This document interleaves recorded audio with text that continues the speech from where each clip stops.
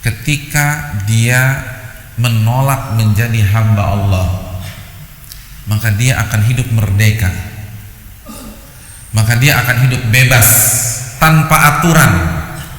Saya mau bebas, kenapa saya diatur-atur?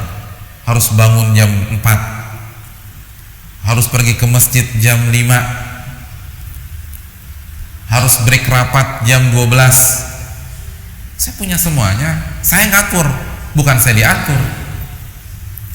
Banyak orang tidak mau menjadi hamba Allah karena ingin hidup bebas, karena ingin hidup merdeka, karena ingin hidup independen.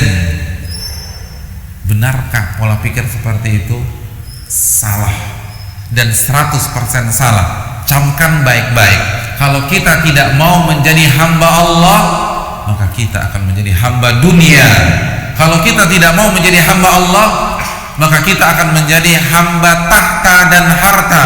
Kalau kita tidak mau menjadi hamba Allah, maka kita akan menjadi hamba hawa nafsu, budak dunia, budak harta, budak hawa nafsu. Opsi hanya 2, hadirin. Opsi hanya 2, tidak ada opsi ketiga. Kalau tidak jadi hamba Allah, jadi hamba dunia. Kalau tidak jadi hamba Allah, jadi budak hawa nafsu. Allah berfirman dalam surat Al-Qasas ayat 50, fa illam yastajibu laka fa'lam annama yattabi'una ahwa'ahum. Kalau mereka tidak mau mengikuti engkau wahai Muhammad, tidak mau tunduk kepada engkau wahai Muhammad, camkanlah satu-satunya faktor. Allah katakan faktornya cuma 1, tidak 2, tidak 3, tidak 4. Kalau mereka tidak mau mengikuti sunnah Rasul, tunduk kepada sunnah Rasul, tunduk kepada agama Allah Subhanahu wa ta'ala, apapun alasannya yang dikemukakan, faktornya cuma 1, kata Allah, annama yattabi'una ahwa'ahum. Mereka adalah pengikut-pengikut hawa nafsu, titik. Gak ada faktor yang kedua, tidak ada faktor ketiga, tidak ada faktor empat. Hawa nafsu sudah kata Allah. Hawa nafsu. Mau alasannya macam-macam kayak, mau alasannya nggak relevan. Ini abad modern, hawa nafsu. Jadi kalau kita melihat, kita udah sampaikan ayat nih, ditolak juga, padahal dia hamba Allah. Dia nggak punya jabatan apa-apa di mata Allah, hanya hamba. Tapi ayat dia tolak, hadis dia tolak.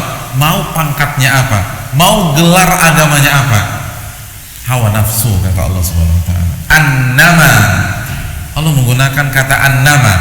Satu-satunya faktor adalah pengikut hawa nafsu, hamba hawa nafsu, budak-budak hawa nafsu.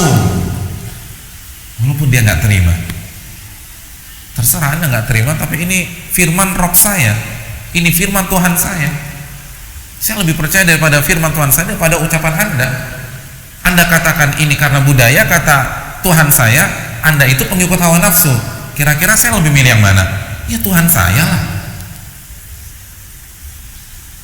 Anda katakan ini tidak relevan, Rob saya mengatakan Anda pengikut hawa nafsu. Simpel saja. Kira-kira saya lebih pantas ikut siapa? Anda atau Tuhan saya? Ya Tuhan saya. Annama yattabi'una ahwa'ahum. Jadi diperbudak hawa nafsunya. Nanti kita jelaskan. Contoh yang lain, hadis Bukhari. Nabi SAW bersabda, ta'isa abdu dinar wa abdu dirham wa abdul qatifa wal khamisah ta'isa wan takas wa idha syika falan takash. Nabi SAW mengatakan, celaka hamba dinar, hamba dirham, hamba selimut dan bahan. Kalau bahasa kita apa sekarang? Hamba fashion. Celaka dan akan sengsara.